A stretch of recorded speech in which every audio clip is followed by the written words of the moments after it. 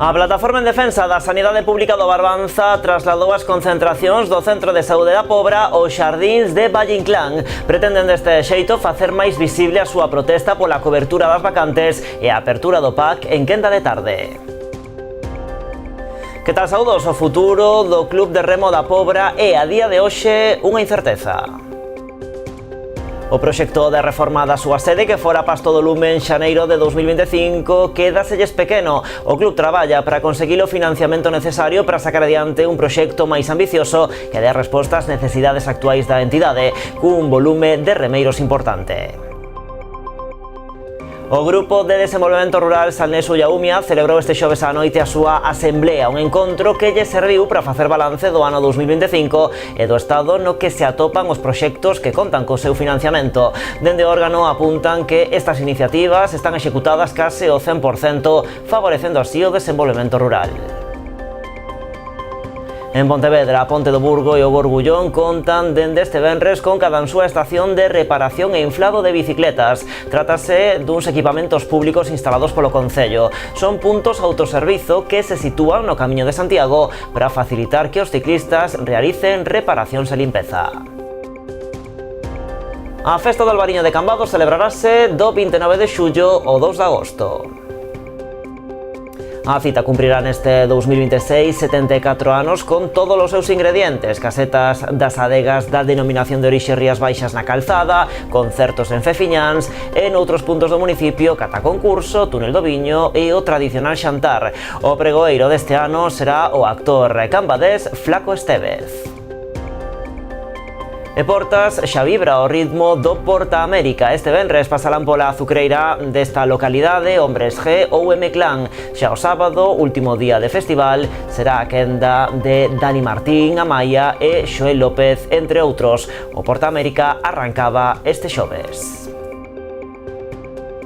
Con todo isto comezamos esta mendo as novas do día en Canal Rías Baixas.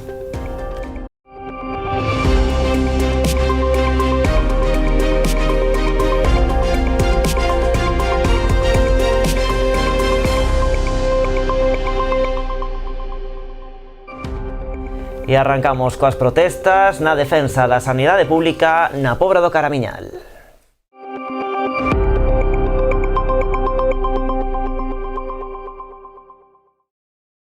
Novo escenario, pero mesma reivindicación. A Plataforma en Defensa da Sanidade Pública do Barbanza trasladou as concentracións do Centro de Saúde da Pobra aos xardíns Valle Inclán. Pretenden deste xeito facer máis visible a súa protesta pola cobertura das vacantes e a apertura do PAC en quenda de tarde.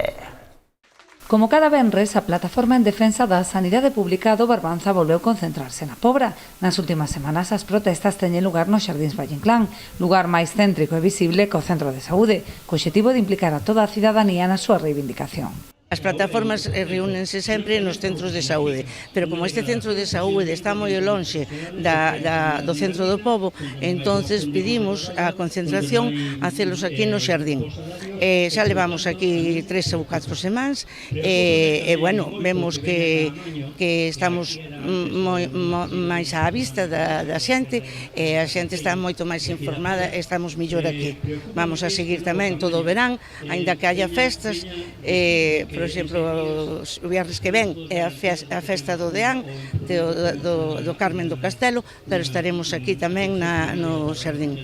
Temos que resistir e temos que estar. Alertan dende a plataforma que a situación xa complicada de por sí tende a agravarse nos meses de verán, cando o municipio rexistra un gran incremento de poboación, coincidindo coas vacacións do persoal sanitario. Se agora os médicos se van de vacacións, cousa que é lógica que vayan de vacacións, son traballadores que teñen os seus dereitos e non meten sustitutos. Entonces, a ver, non nos podemos enfermar en verán. Eso xa contando que non haya accidentes e que non haya máis problemática. A población sabemos que en Pobra no mes de xullo e en agosto aumenta moito. E se non temos médicos con sustitutos, entón isto vai a ser un desastre. Vai a ser un verdadeiro desastre. Vamos a estar completamente, pero descubertos ante unha enfermedad ou ante un accidente. Levamos 40 anos entrando na túa casa, instalando os teus soños e coñecendo o teu nome. Fomos a túa tenda de confianza con outros nomes e hoxe evolucionamos para darche moito máis. Agora somos Mi Electro.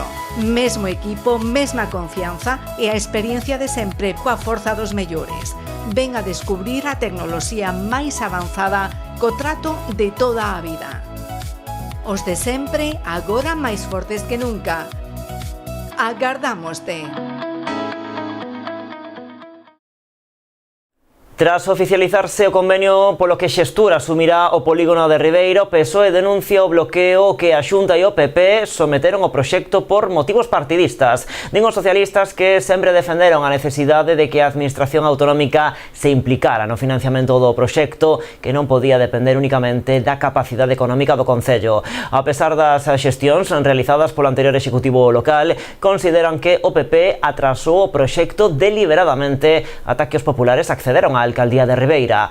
Tras o cambio de cor política, dende o PSOE indican que todos son facilidades, evidenciando que a Xunta non iniciou antes a colaboración por falta de vontade. Aínda así, agardan que o proxecto avance con axilidade polo ben de Ribeira e non responde únicamente a un exercicio de propaganda. Rianxo volve sacar a convocatoria das axudas para impulsar a implantación de novas empresas e comercios no municipio. Trátase dunha liña de axudas a que poderán acceder as persoas que escolleron Rianxo para botar a andar o seu proxecto empresarial durante este ano 2026. Segundo indican dende o Concello, a iniciativa busca seguir creando emprego e favorece a apertura de novos establecementos comerciais. Esta convocatoria súmase á liña de axudas posta en funcionamento hai uns meses para apoiar as actividades das asociacións de empresarios e comerciantes do municipio. Para máis información, as persoas interesadas en beneficiarse deste programa poden achegarse ao Concello para aclarar dúbidas sobre os trámites a realizar. O futuro do Club de Remo da Pobra é a día de hoxe unha incerteza. O proxecto de reforma da súa sede, que fora Pasto do Lume en xaneiro de 2025, quédaselles pequeno. O club traballa para conseguir o financiamento necesario para sacar adiante un proxecto máis ambicioso que dé resposta ás necesidades actuais da entidade, cun volume de remeiros importante. O Club de Remo Pobra non superou aínda o pau sufrido en xaneiro de 2025, cando as instalacións do club na zona da Covecha foron pasto das lapas por culpa dun voraz incendio. Dende aquel triste suceso, hai máis de un ano, a entidade iniciou unha peregrinación polas distintas administracións, tratando de recadar os apoios necesarios para conseguir o financiamento preciso para acometer a reforma das instalacións. Pero o proxecto que se deseñou a día de hoxe quédaselles pequeno, debido ao volume de remeiros, principalmente na base, cos que conta, polo que o futuro da entidade parece incerto. A día de hoxe non temos un futuro garantizado, nin neste local, nin na nave antiga. Non? A nave antiga porque penso que vai ser un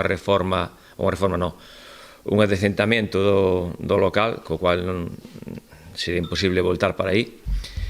E nesta nave porque todavía non temos nada asegurado. O club traballa dende hai un tempo en poder sacar adiante un proxecto máis ambicioso. Que estamos traballando pois para buscar solucións, ben sexa nun sitio ou noutro, temos que buscar unha solución para un futuro. Temos un volumen grande de rapaces, rapazas, de fichas, de xente, co cual é moi difícil encontrarnos un acomodo que non sexa nesta nave ou facer unha nave nova onde había un antigo club de remo, unha nave nova cos suficientes metros e que sea unha nave de futuro, digamos, non? Entonces, o proxecto que hai a día de hoxe penso que é un proxecto para facerlle un lavado de cara ao que hai ali, que significa cambiar o tellado e que non veña abaixo a estrutura, pero a nos non serviría, evidentemente. Si pasara por aí o noso futuro, pois evidentemente ese proxecto non vai ser válido. Tiña que facer un proxecto máis ambicioso, buscar máis metros e facer un club ao nivel que necesitamos. A entidade conta tamén co apoio nesta loita do Concello, que agarda non deixar abandonado o club na súa teima, a pesar das súas limitacións económicas para afrontar un proxecto como o que precisa o club, para así atender as súas necesidades actuais. Nós, desde o Concello, somos totalmente conscientes de que eso é así. O que pasa é que, os límites económicos do Concello tamén os coñece, eu creo que tamén o Club de Remo Puebla sabe perfectamente hasta onde podemos chegar ou non.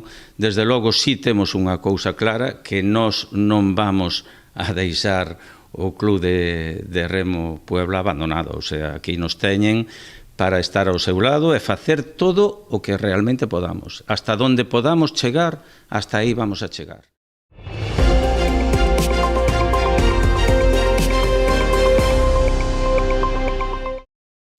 O Goberno da Deputación de Pontevedra fará balance dos 3 anos de mandato con Luís López á cabeza. Será o vindeiro martes ás 11 da mañá no Pazo Provincial nun acto que levará por título Valor Extra. Está prevista a asistencia de todos os deputados, cargos institucionais e membros da sociedade civil da provincia. Temos un plan extra, temos un podcast Minutos Extra, vivimos nunha provincia extraordinaria e temos un valor extra como goberno. Ou dun traballo baseado en escoitar, entender e atender. Cun investimento histórico, cunha atención sen precedentes cos colectivos e cun os resultados que daremos conta deles o martes. Son 3 anos de transformación que non caben só nun acto, pero o martes vamos a divulgar os máis salientables e non son conquistas nosas. Son de toda a provincia e merecen ser compartidas en público e con todos os veciños e veciñas desta extraordinaria provincia. O Grupo de Desenvolvemento Rural Salnés Ulla Umia celebrou este xoves a súa asemblea, un encontro que lle serviu para facer balance do ano 2025 e do estado no que se atopan os proxectos que contan co seu financiamento. Dende o órgano apuntan que estas iniciativas están executadas case ao 100%, favorecendo así o desenvolvemento rural. Case o 100% dos proxectos que contaron con financiamento do GDR Salnés Ulla Umia no 2025 están executados. É un dos datos que o órgano presentou onte na Asemblea Xeral celebrada en Cambados, unha traxectoria que agardan manter neste 2026. Levamos executado casi o 100% dos proxectos. Nesta anualidade do 2026 pois vamos a conseguir gastar casi 300.000 euros en proxectos de 14, hoxe tuvemos vendo os últimos 14 proxectos presentados por concellos que van desde cousas tan para a veciñanza, como poden ser cargas para coches eléctricos ou rehabilitación de elementos patrimoniais, calistenia, deportes. Dende os concellos destacan a importancia das achegas que articula o GDR e que serven para impulsar tanto iniciativas públicas como privadas, fomentando o desenvolvemento do rural. Pois en Caldas, en concreto, os últimos proxectos que se estuveron desenvolvemento foi a posta en valor de lavadoiros, a recuperación dun entorno onde antigamente xa había unha fonte que hoxe dá de beber a moitísimos peregrinos dos que pasan, que tamén desfrutan cando pasan pola Ponte Romana, na contorna espectacular do Campo da Torre, con unha iluminación artística que se puxo recentemente este ano. No caso de Meaño, a última actuación consistiu en cambiar toda a tarima do Centro de Sociedade de Maiores. En edicións anteriores, pois dedicámonos a cambiar, a climatizar, digamos, o centro social, e tamén o ano anterior, en 3 sonoridades diferentes, instalamos unha pérgola no exterior retráctil. O que estamos executando agora mesmo é un mirador, unha plataforma elevada en madeira, no mirador da Seca, en Tragove, que vai formar parte dunha rede de un espazo que estamos deseñando de observación ornitolóxica. Nesta asemblea o GDR deu tamén a benvida ás novas entidades que se incorporan ao grupo. Son a Asociación Salnés Empresarial e a Prometur, unha mostra máis do dinamismo do órgano e do interese que xera entre os diferentes axentes da contorna. Tocamos un pouco todas as bazas e vemos que cada día máis pois, a xente é máis proactiva a hora de presentar proxectos e, como digo, o grau de cumprimento é elevadísimo, cal dá un pouco idea do dinamismo deste GDR e tamén do compromiso da xente que o formamos en canto a conseguir todos esos obxectivos que pretenden todos estes proxectos que nos achegan os promotores.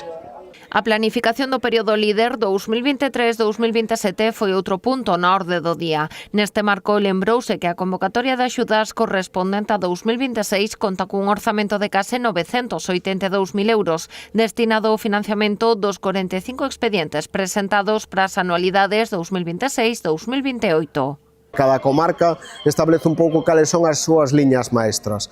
Aquí fundamentalmente hai 2 ou 3 que son ligadas ao turismo, ligadas tamén ao enoturismo e ligadas tamén á produción agrícola e tamén dentro do que son os proxectos productivos cada área ten a súa propia idiosincrasia. No transcurso da Asamblea tamén se deu conta da preocupación existente no conxunto dos grupos de desenvolvemento rural ante a proposta de marco financeiro plurianual presentada pola Comisión Europea que podería comprometer o futuro do segundo piar da política agraria común e deixar sen financiamento específico o programa LEADER, unha posibilidade que xa foi rexeitada polas diferentes asociacións de GDRs españois. E a Fundación Montescola acaba de poñer en marcha o proxecto A Volta das Bestas no monte de Froxán, en Lousame. A iniciativa busca a restauración ecolóxica e a prevención dos incendios coa solta de cabalos en liberdade nun peche de aproximadamente 8 hectáreas e media, no que contribuirán a reducir a biomasa creando un gran cortalumes verde. Nesta primeira fase xa se procedeu á solta de 3 cabalos con intención de seguir aumentando este número de xeito progresivo ata contar con 10 ao final deste verán. Dende a Fundación fan un chamamento á cidadanía a colaborar co proxecto cunha achega de tan só €1 ao mes que conta ademais cunha deducción do 80% no IRPF. E a volta da publicidade, entre outros asuntos, coñecemos os detalles da programación da Festa do Albariño de Cambados.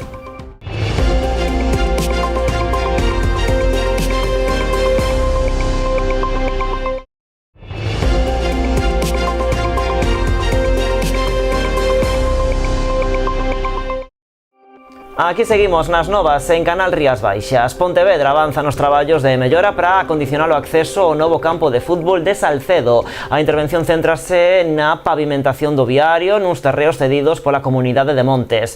O proxecto, segundo apuntan dende o Concello, completa o novo complexo deportivo e recreativo da parroquia. E é unha zona maravillosa que eu lle recomendo a todos os pontevedreses que se acerquen a vela, porque para estar unha tarde, para pasear cos amigos e para que os nenos conozcan a historia tamén de Salcedo e disfruten dos espacios naturais que temos a 3 kilómetros da cidade. A intervención supón a pavimentación dunha pista de 700 metros de longitude que abarca unha superficie de 5.600 metros cadrados. Inclúese dentro do macro contrato municipal de rehabilitación de Firmes, un plan que moviliza un investimento de case 4,5 millóns de euros para actuar en preto de 40 kilómetros de estradas de todo o termo municipal. Lembramos que o campo de fútbol de Salcedo foi rematado no ano 2025 cun investimento de preto de 2 millóns de euros. Aséntase sobre unha superficie de máis de 37.000 metros cadrados que tamén foran cedidos pola comunidade de Montes, un espazo que anteriormente acolleu o campo de tiro militar de Abrilat. Ademais do campo de herba artificial, o complexo de lecer de Salcedo conta cunha aula da natureza, parque infantil, zonas de estancia e un acceso peonil á área recreativa onde se sitúan as cabanas de madeira que recrean as vivendas dos antigos poboadores dos castros de Salcedo. Seguimos en Pontevedra. A Ponte do Burgo e o Gorgullón contan dende este venres con cada súa estación de reparación e inflado de bicicletas. Trátase duns equipamentos públicos instalados polo Concello. Son puntos autoservizo que se sitúan no Camiño de Santiago para facilitar que os ciclistas realicen reparacións e limpezas. Son 2 puntos estratégicos aquí no Burgo porque casi todos os aficionados ao deporte da bicicleta pasan por aquí para coller as diferentes rutas e no Gorgullón pois porque pasan moitos peregrinos en bicicleta, non? Mellorar as condicións de mantemento das bicicletas dos deportistas e aficionados ao deporte de ciclismo e tamén aos usuarios da bicicleta de mobilidade, non? O funcionamento do sistema é sinxelo e require introducir unha moeda que se devolve de forma automática ao rematar o traballo cun mecanismo semellante aos dos carros do supermercado. Para facilitar o manexo, o soporte dispón de ganchos con proteccións de goma que permiten colgar a bicicleta sen danar a súa estructura. A estación ofrece un conxunto de ferramentas que están suxeitas con cables de aceiro galvanizado para evitar roubos. O equipamento inclúe unha bomba de pé de aire para inflar as rodas, chaves hexagonais, allen de varios tamaños, chave inglesa, alicates, desparafusadores e desmontables para retirar a cuberta da roda. Cambiamos de asunto. En Vilagarcía, Zona Aberta, fixo entrega nas últimas horas do premio do sorteo da campaña Xoves Abertos posto en marcha pola asociación. A gañadora foi Ángela Rodríguez, que poderá gozar dunha visita acortegada para 2 persoas. A experiencia forma parte dos incentivos desta campaña de dinamización comercial e hostaleira. A iniciativa Xoves Abertos, que propón diferentes concertos ao aire libre en distintos puntos de Vilagarcía, aínda está en marcha. O 17 de xullo actuarán los Bics no Castro, mentres que o 23 será a Rúa Arcebispo Xelmírez a que acolla o concerto de The Velvet Crab. Con esta proposta, Zona Aberta busca tamén dar visibilidade a bandas e artistas de Vilagarcía e a contorna.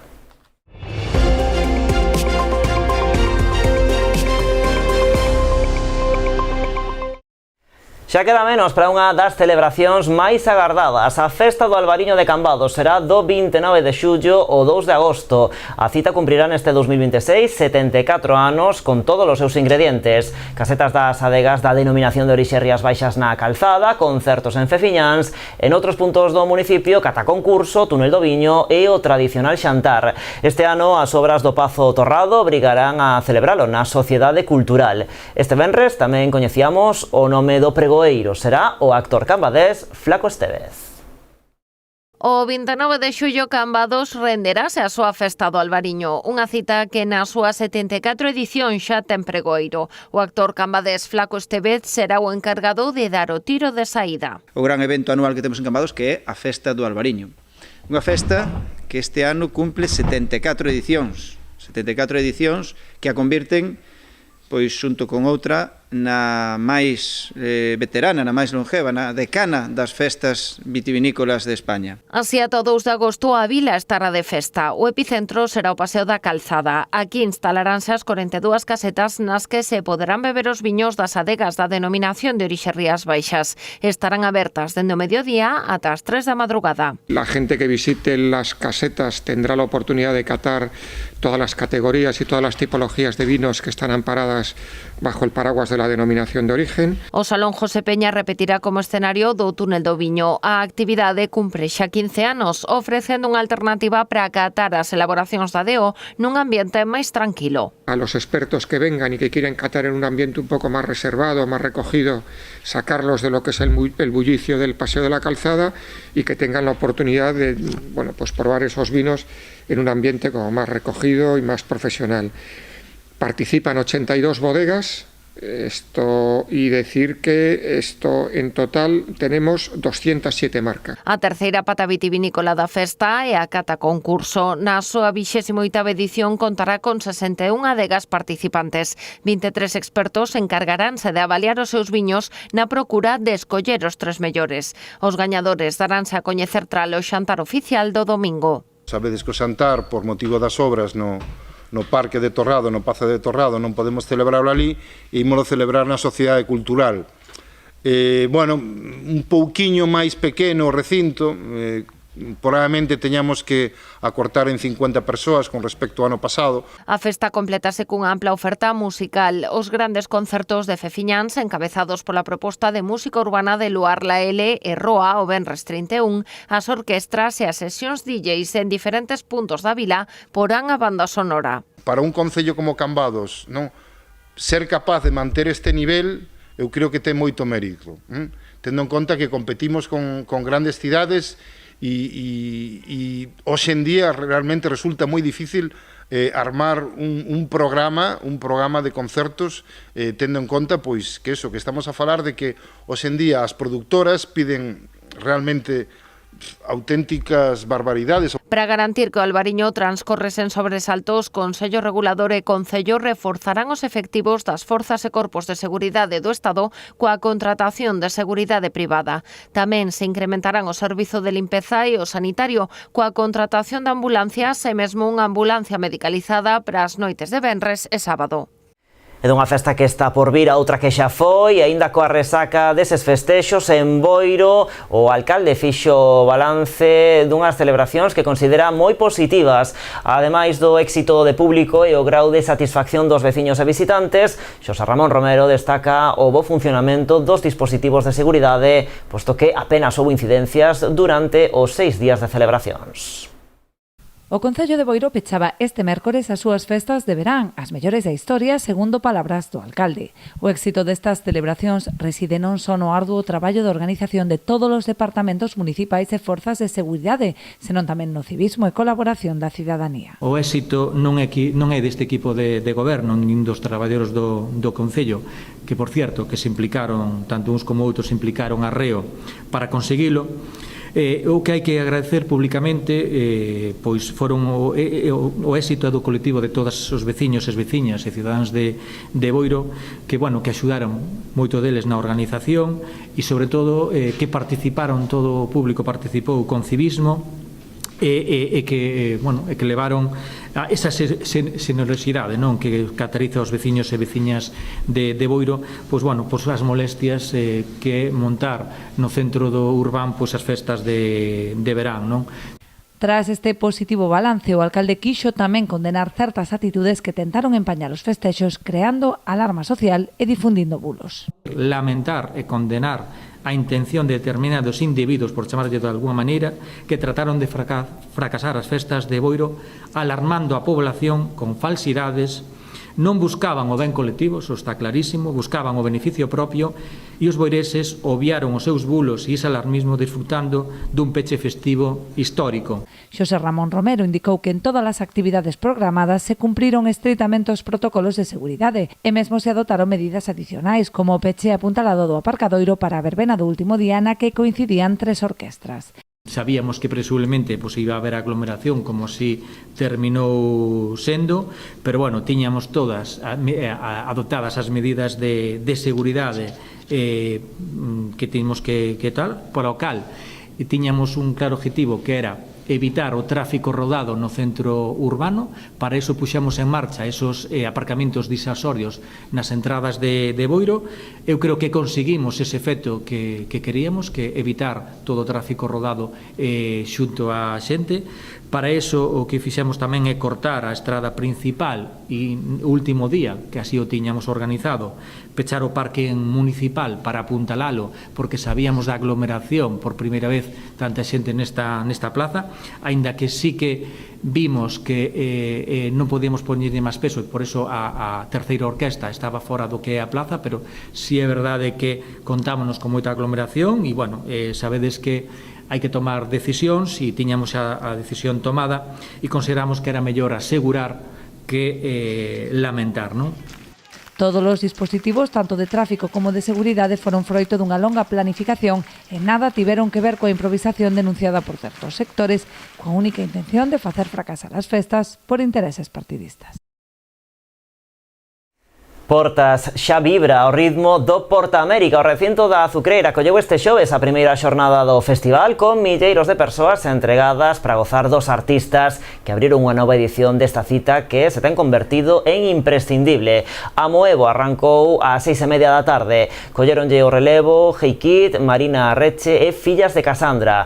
Puntual, ás 11:15 da noite, subiu ao escenario Xacobeo unha das cabezas de cartel deste Porta América, Rigoberta Bandini. Seguíronlle The Rapans e Niña Polaca, encargados de pechar os concertos da primeira xornada.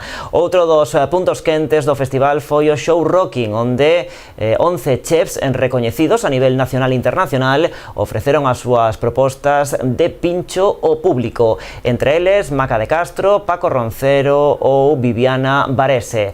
Este venres o Porta América continúa desta volta con artistas como Hombres G ou M-Clan e xa este sábado, último día do festival, será a quenda de Dani Martín, Amaya e Xoel López, entre outros.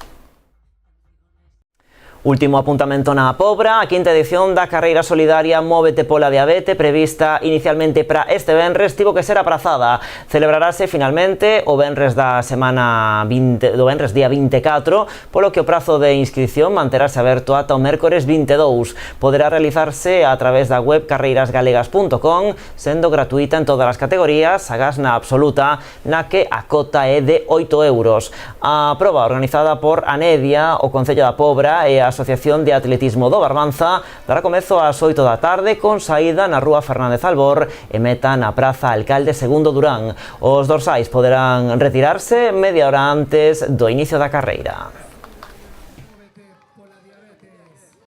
Pois así marchamos, gocen da fin de semana e a partir do vindeiro luns porase a fronte das novas Salva García e nos vémonos, se vostedes queren, a partir do venres da semana que ven, como sempre, como a todos os veráns, no programa Verán Verán que lles ofreceremos un ano máis dende o Concello de Sanxenxo. Graciñas como sempre por estaren aí, adeus.